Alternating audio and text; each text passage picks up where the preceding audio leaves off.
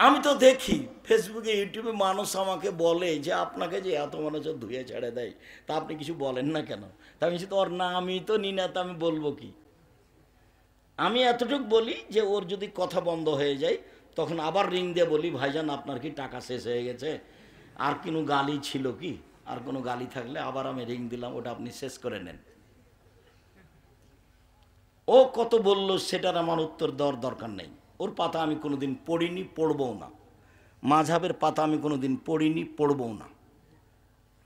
ওই নিয়ে আমি চিন্তা ভাবনা করি না কোনোদিন। কোনোদিন মানুষের একটা বক্তব্য শুনেছি, সেই হিসাবে বক্তব্য দিতে শিখেছি, এটা আমার মনে পড়ে না। কামারপাড়ায় এসেছি বক্তব্য দিতে, কেন? তো মৌলানা আব্দুর রব খুলনা আসেননি সেই জন্য।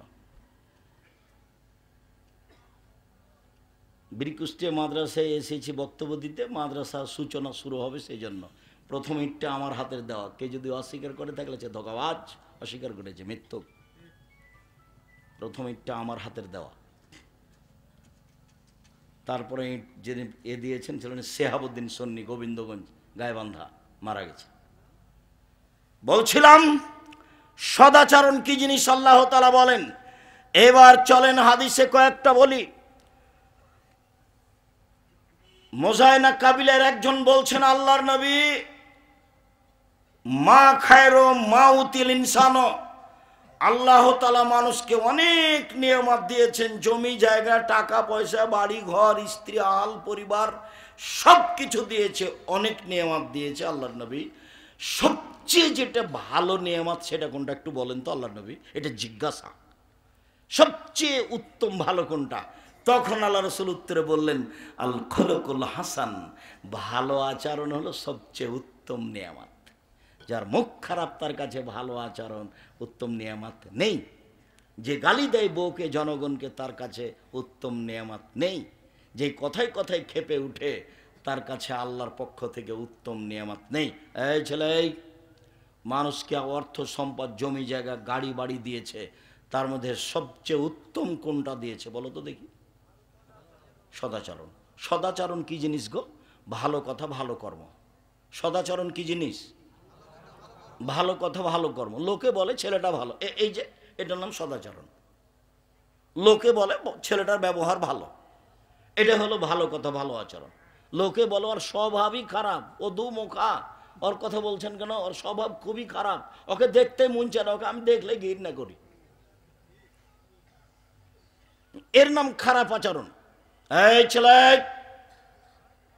বসো, দয়া করে অল্পক্ষণ অল্প সময় কাজ দেখাবেন না। যারা আপনারা দিনী বোন আছেন, আপনারা একটু লজ্জাবোধ ইতস্তবোধ করেন। ঢং ঢং করে এসেছেন, হেঁটে আবার ঢং ঢং করে চলে যাচ্ছেন কেন? গেলেন কেন? আজ তো আমি রাত 12টায় আসিনি, আজকে তো আগে এসেছি। আপনি আজকে বাড়ি চলে গেলেন কোন শরমে? আমি আপনার জন্য এসেছি। সারা বগুড়া জেলার যদি আমি প্রোগ্রাম নিই তো কয়েকশো হবে। তো মানুষের বছর বছর পার হয়ে যায়, একদিন আসতে পারি না, তো আপনাদের সুবাদে আসি। আমি আপনার জন্য এসেছি, আপনি চলে যাচ্ছেন মানে? চলে গেলেন কেন? আপনি সংসারের কি বুঝেন? সংসার কিভাবে করতে হয় সেটা আপনি কি জানেন? আপনার বাপ আপনার বিবাহ দিয়েছে, আপনি স্বামীর কাছে গেছেন, সেই জন্য আপনার বাচ্চা হয়ে গেছে, আপনি মা। মা কাকে বলে আপনার কি জানা আছে? দিন রাত আমি বলেছি, সেই জন্য আপনি মা কাকে বলে বলতে পারেন? আপনার বাড়িতে যদি আমি এখনই ঢুকি, তাহলে আপনার নাতি নাতনির অথবা আপনার ছেলের একটা পায়খানা করা পট আছে, সেটা হলো ঘোড়া। তা আমাদের বাড়িতে তো এই পটটা 3 মিনিটও থাকবে না। হয় পট ফিরিয়ে দিব, না হয় মাথা কেটে দেব। পট অবস্থায় আমাদের বাড়িতে থাকতে পারে না, অসম্ভব। আপনার বাড়িতে আছে, আপনি একজন হস্তিনী মহিলা, মাস্টার ডিগ্রি পাস, আপনার স্বামী বলে, আমি আব্দুর রাজ্জাক বৈশব জিন্দেগিতে আপনাকে আমি মাস্টার ডিগ্রি পাস বলিনি। আপনি একটা রাস্তাঘাটের নিম্ন শ্রেণীর মহিলা, যারা বস্তিতে বসবাস করে, যারা নগ্ন হয়ে চলে, অকথ্য ভাষায় গালি দেয় মানুষকে, জেনার শব্দ উল্লেখ করে গালি দেয়, আপনাকে আমি নিম্ন শ্রেণীর মানুষ মনে করি। কে বলেছে আপনি হেডমাস্টার? আপনার শোকে যে কাঁকড়া আছে, আপনি শিক্ষিত মানুষ মহিলা, কে বলেছে আপনাকে? আমি তো বলিনি কোনোদিন। আপনি বগুড়া বাজার থেকে একটা নিয়ে এসেছেন, তরকারির একটা বাটি কিনে নিয়ে এসেছেন, ছিল কাতল মাছ। আমি তো সেটা কিনবো না। আপনি একটা আয়না কিনে নিয়েছেন সাত করে, সেটা হলো রুই মাছ। সেটা কি করে হতে পারে? আপনি একজন শিক্ষিত মহিলা, এটা কিভাবে হতে পারে? শিষ্টাচার কাকে বলে? শিষ্টাচার কি জিনিস? আপনার ছেলে মেয়ে নাতি নাতিন সবাই পুতুল নিয়ে খেলায়, প্লাস্টিকের পুতুল হোক আরো কিছু হোক, লোহা লক্কর স্বর্ণের হোক না কেন, আপনি কি দিয়ে নিজেকে শিক্ষিতা মনে করেন? আমি যে হাদিসটি দিনরাত আপনাকে শোনাই, সে হাদিস তো আমি নিজের কথা কোনোদিন বলিনি, সে হাদিস তো বুখারী মুসলিমের হাদিস। জাবের রাদিয়াল্লাহু তাআলা বলেন, আমরা আল্লাহ রাসূলের সাথে যুদ্ধ করে আসছিলাম, বাড়িতে ঢুকবো মদিনায়, আল্লাহ রাসূল বললেন সবাই তোমরা থামো। থেমে গেলাম। আমি বললাম, আল্লাহর নবী, আমি নতুন বিবাহ করেছি, আমাকে বাড়ি যেতে অনুমতি দেন। আল্লাহ নবী বললেন, ও তুমি নতুন বিবাহ করেছো? কুমারী মেয়ে বিবাহ করেছো, যার কোনোদিন বিবাহ হয়নি, এরকম মেয়ে বিবাহ করেছো, না তালাক প্রাপ্ত মেয়ে বিবাহ করেছো? তো জাবের বললেন, আল্লাহ নবী, আমি তালাক প্রাপ্ত মেয়ে বিবাহ করেছি। তখন আল্লাহ রসুল বললেন, হাল্লা বিক্রান্তলায় বত্তলায় বোকা, তুমি কুমারী মেয়ে কেন বিবাহ করলে না? তুমি তার সাথে খেলতে, ও তোমার সাথে খেলতো। তুমি কুমারী মেয়ে কেন বিবাহ করলে না? তুমি তার সাথে খেলতে, ও তোমার সাথে খেলতো। আল্লাহ রসুল যে কথা বললেন, জাবের রাদিয়াল্লাহু তাআলা সে কথার উত্তর না দিয়ে তিনি বলছেন, আল্লাহর নবী, আমার আব্বা উহুদের যুদ্ধে শহীদ হয়েছেন 9 জন মেয়ে রেখে, আমার 9 জন বোন আছে। আল্লাহর নবী, উহুদের যুদ্ধে আমার বাপ শহীদ হয়েছেন 9 জন মেয়ে রেখে, আমার 9 জন বোন আছে। আক্রাহুয়ান আতাজাজ্জাজা মিসলাহুন্না, ওদের মতো কম বয়সের বুদ্ধি কম মেয়েকে আমি বিবাহ করা পছন্দ করিনি। বেশি বয়সের মেয়ে বিবাহ করেছি 4টা কারণে। এক, লে তুয়াল্লে মাহুন্না, আমার স্ত্রী যেন আমার বোনদেরকে বিদ্যা শিখাতে পারে। 2, অলে তুয়াদ্দে বাহুন্না, আমার স্ত্রী যেন আমার বোনদেরকে শিষ্টাচার শিখাতে পারে। আপনার মেয়েটার নখ বড় আছে, এটা ভালো শিষ্টাচার? তা আপনি নাকি মা, আমি তো বলেছি এই মেয়েটাকে, এই তুমি তোমার মাকে খালা বলে ডাকে, নাহলে সৎমা বলিও। ও সৎমা, আপনি কেমন আছেন? নইলে তুমি যদি ওটা যদি তোমার নিজ মা হয়, তো তোমার নখটা বড় থাকে কি করে? নবীগণের বৈশিষ্ট্য 10টি, নবীগণের স্বভাব 10টি, নবীগণের খাসলাত 10টি, নবীগণের বৈশিষ্ট্য 10টি, নবীগণের স্বভাব 10টি। সব নবী এই 10টি স্বভাবে রূপান্তরিত ছিলেন। 1, দাড়ি বড় করতে হবে। চেঁচে ফেলা নারীদের সাদৃশ্য, চেঁচে ফেললে অভিশাপ হয়, চেঁচে ফেললে চোখের পাওয়ার কমে যায়, চেঁচে ফেললে স্ত্রী মিলন ক্ষমতা চলে যায়। 2, কাসু সারেব, মোচ কেটে ফেলতে হবে, চেঁচে ফেলা যাবে না, মোচ থাকবে, এটা পুরুষের পরিচয়। 3, কাসুল আজফারে, নখগুলি কেটে ফেলতে হবে। পুরুষ নারী একই হুকুম, নখ কেটে ফেলতে হবে। শিষ্টাচার, বৈশিষ্ট্য, খাসলত, অভ্যাস, নীতি, সব নবীর এরুমি নীতি। না ফুলে বেতে বগলের লুম উঠে ফেলতে হবে, ব্লেড ব্যবহার করা হবে না। নারী পুরুষ একই হুকুম। হালাকুলানাতে নিচের লুম পরিষ্কার করতে হবে, ঊর্ধ্বে টাইম 40 দিন। পুরুষ নারী একই হুকুম। পেশাব পায়খানার পরে পানি দিয়ে পবিত্রতা অর্জন করতে হবে। পানি দিয়ে পবিত্রতা অর্জন করে যারা, আল্লাহ তাদের প্রশংসা করেছেন। তবে ঢেল নিয়ে 40 কদম হাঁটতে হবে, পায়ের উপরে পা উঠাতে হবে, খক খক করে কাশতে হবে, এটা হলো নোংরামি। এই নীতি আল্লাহ রসুল বলেননি, তিনি বলেছেন পানি দিয়ে পবিত্রতা অর্জন করতে হবে। পেশাব পায়খানার পরে পানি দিয়ে পবিত্রতা অর্জন করতে হবে।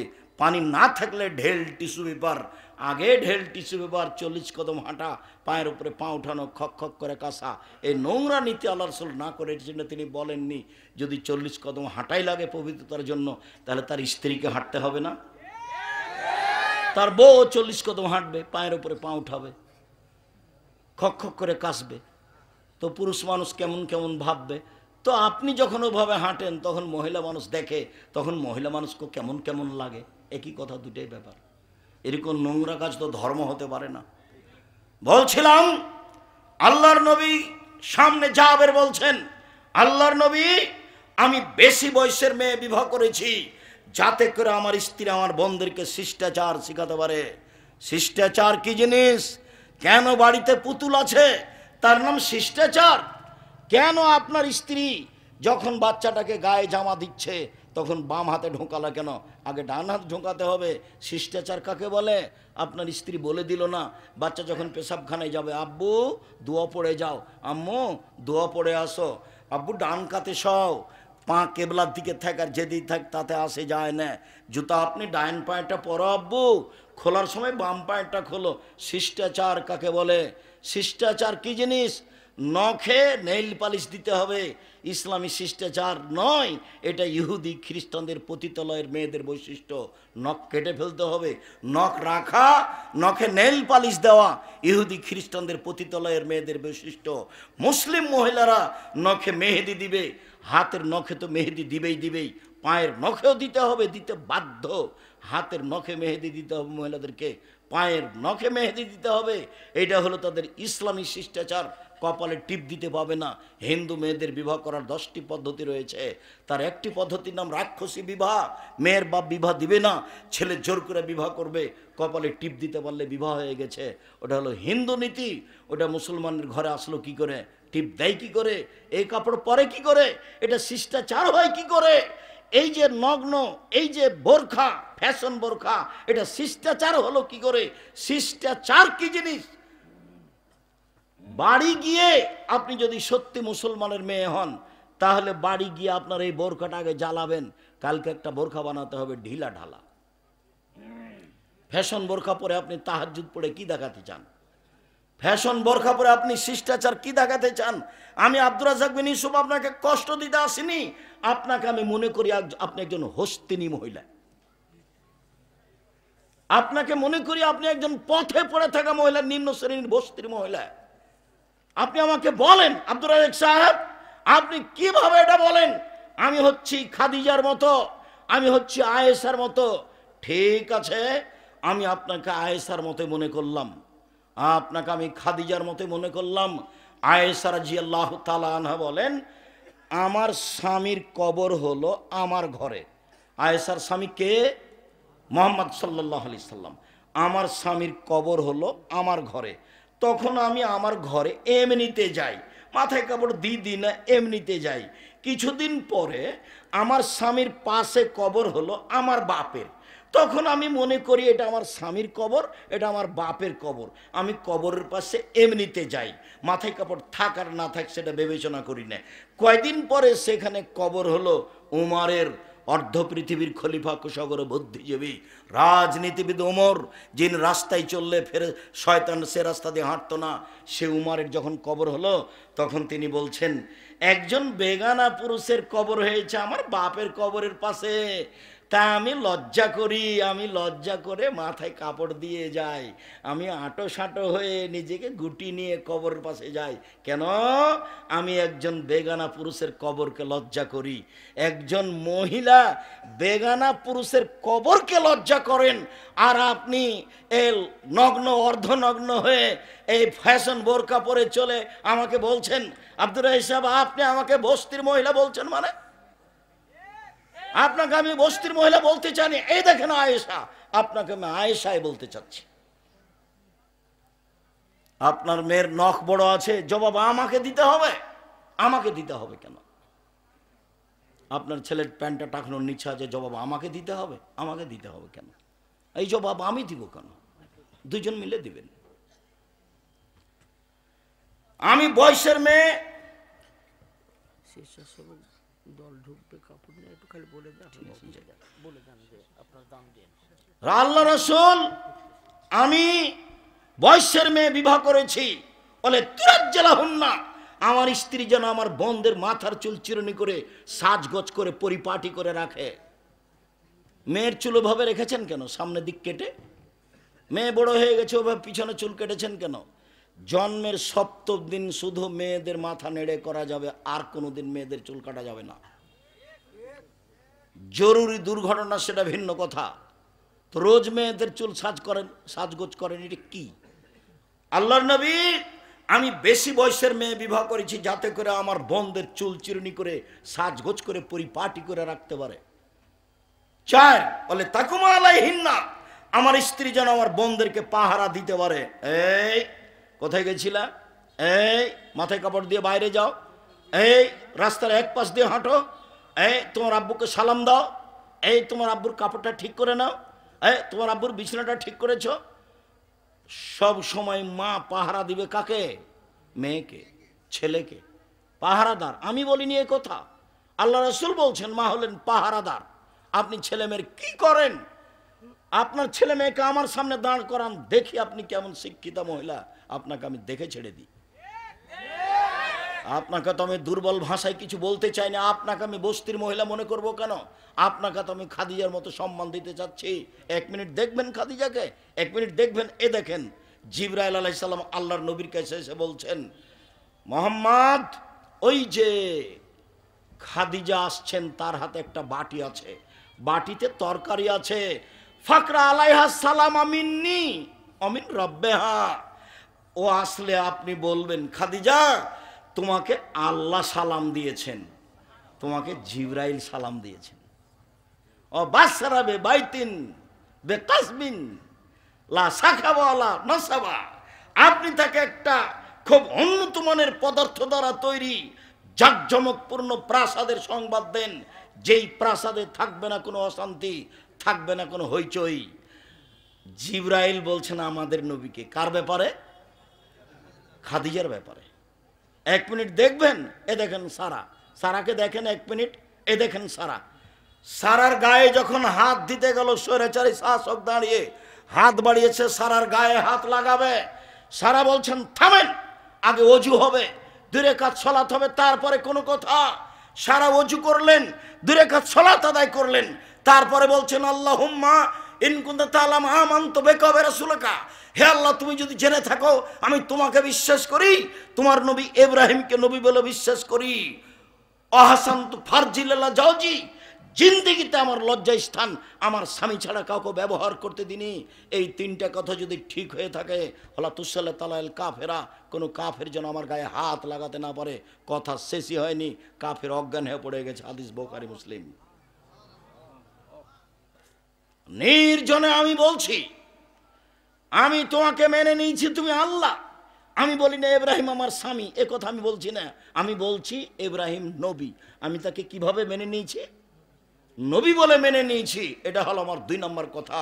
3 নম্বর কথা, জিন্দেগিতে আমি জেনা করিনি।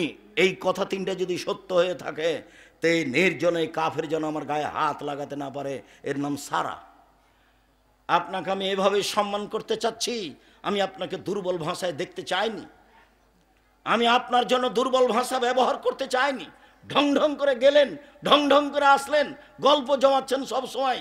আপনার স্বভাবই তো ভালো নয়। আপনাকে আমি কি দিয়ে সম্মান করতে পারি? আমি আপনাকে শতদিন বলেছি, আরেকজন মহিলা যদি আমার গায়ের উপর দিয়ে চড়ে চলে যায়, আপনি মুখ খুলবেন না। গেছে গেছে, এত ভিড়, এত হুড়াহুড়ি যে আরেকজন মহিলা আপনার গায়ের উপর পা দিয়ে চলে গেছে, আপনি মুখ খুলবেন না, বাঁকা চোখে দেখবেন না। গেছে গেছে। সদাচরণ কাকে বলে? শিষ্টাচার কাকে বলে? উপস্থিত বৈঠকের দিনই মুসলিম ভাই বোন, দাঁত নেওয়া শিখবেন না। দাঁত শব্দ বুঝেন না? দাঁত তুলে নেবো বলে না মানুষে? দাঁত নেওয়া শিখবেন, প্রতিশোধ নেওয়া শিখবেন না। প্রতিশোধ নেই, প্রতিশোধ গেছে, প্রতিশোধ বিদায় করে দিয়েছে। প্রতিশোধ নিয়ে 5 মিনিট বেঁচে থাকতে রাজি নেই। সব ক্ষমার পাল্লাই যাবে। ফল ভালো হবে ইনশাল্লাহ, ফল ভালো হবেই। একদিন ঢাকা ডোমেস্টিক বিমানবন্দরে একজন আমাকে বলছে, এবারে এসে সালাম দিই বলছে খুব জোরে। অত শক্ত করে কথা বলেন কেন? নরম করে কথা বললে হয় না? এভাবে বলছে। তা বলছি যে শক্ত করে না বললে হয় না, এই জন্যই বলি। আবার বলছে না, নরম করে বললে হবে। অত শক্ত করে বলেন কেন? নরম করে বলেন না কেন? নরম করলে বললে হবে। আবার আমি বলছি নরম করে বললে হবে না, এই জন্যই শক্ত করে বলি। আবার খুব চিৎকার করে বলছে। তখন আমি বললাম, আল্লাহর নবী খুব শক্ত করে বলতে বলেছেন, সেজন্যই শক্ত করে বলি। এখন বিমানবন্দর জরিপ করা হোক, যে কয়েকজন লোক বিমানবন্দরে আছে, এই জরিপে যদি আমার কথা বেশি মেনে চলে অন্য বক্তাদের চেয়ে, এইটা যদি না হয়, মানে আমার কথা বেশি মেনে চলে, আলহামদুলিল্লাহ। এটা যদি না হয় জরিপে, আমি আর কোনোদিন বক্তব্য দেব না। তখন চট করে বলছে, হেসে বলছে, মনে কিছু নিয়েন না, আমার সাধ ছিল আপনার মতো করে আপনার সামনে একটু কথা বলবো, সেই জন্য। আসলে আমার বক্তাকে পরিবর্তন করেছে, আমার একটু সাধটা ছিল আপনার সামনে এভাবে বলবো, সেই জন্য বলেছি আমাকে মাফ করবেন, আমার একটা বলার সাধ ছিল আপনার সামনে। ভালো, জাজাকাল্লাহ খায়ের, তুমি বলেছ। যখন আমি যে জেলাতে যাই তখনই কিছু মানুষ মাপ চায়, তো আমি বলি ঠিক আছে মাফ করলাম। সে কি বলেছে সেটা আমার দেখার বিষয় নয়। আমি আমার জীবনে কোনোদিনও অপ্রয়োজনীয় কাহিনী বলিনি, আমি কেসাও বলিনি, অপ্রয়োজনীয় কথাও বলিনি। রাসূল সাল্লাল্লাহু আলাইহি সাল্লামের কথা সম্ভবপর বলার চেষ্টা করি। আবু হুরায়রা রাদিয়াল্লাহু তাআলা আনহু বলেন, রাসূল সাল্লাল্লাহু আলাইহি ওয়াসাল্লাম বললেন, আশ-শাহনু রাহমান তুমনে আর রাহমাস শাহনা তুমনে রহমান, সদাচরণ রহমান থেকে নির্গত হয়েছে। রাহামিম এই শব্দ থেকে সদাচরণ শব্দটা নির্গত হয়েছে। এবার আল্লাহ বলছেন, এই সদাচরণ মানওয়াসালাকে অসালতহু অমান কাতাকে কাতাতহু, সদাচরণ তোমাকে যে নিবে আমি আল্লাহ তাকে নিব, সদাচরণ তোমাকে যে ছেড়ে দিবে আমি আল্লাহ তাকে ছেড়ে দিব। যার সদাচরণ নেই তার আল্লাহ নেই। কিভাবে খায়? হিন্দু যেভাবে খায়। কিভাবে জমি জায়গা অর্থ সম্পদ কিনে করে বাড়ি গাড়ি, তো হিন্দু যেভাবে করে। আয়েশা রাদিয়াল্লাহু তাআলা আনহা বলেন, রাহিমাহুল্লাহ বিলার সে সদাচরণ আল্লাহর আরশ ধরে ঝুলন্ত। তাহলে একটা সদাচরণের একটা রূপরেখা। আয়েশা রাদিয়াল্লাহু তাআলা বলেন, আল্লাহ নবী বললেন সদাচরণ আল্লাহর আরশ ধরে ঝুলছে অবস্থায়। তারপরে সদাচরণ বলছে, আমি সদাচরণ বলছি, মান অসালানি অসালাহুল্লাহ, আমাকে যে নিবে আল্লাহ তাকে নিবে।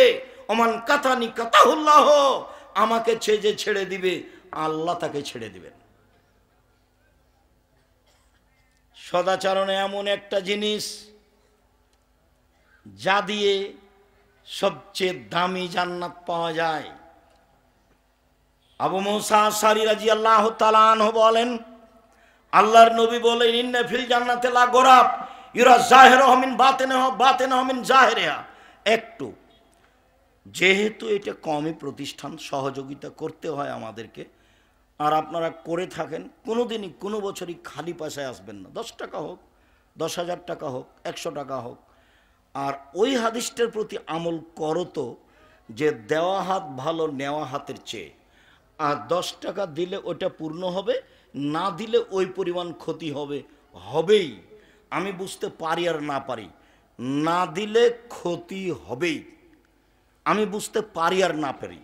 যার কারণে কেউ চাইলে দিতে হয়। ছেলেরা এখন আসছে, ওরা চুপচাপ আসবে, আপনারা তাদের হাতে আপনার গতি মতো দিতে থাকবেন।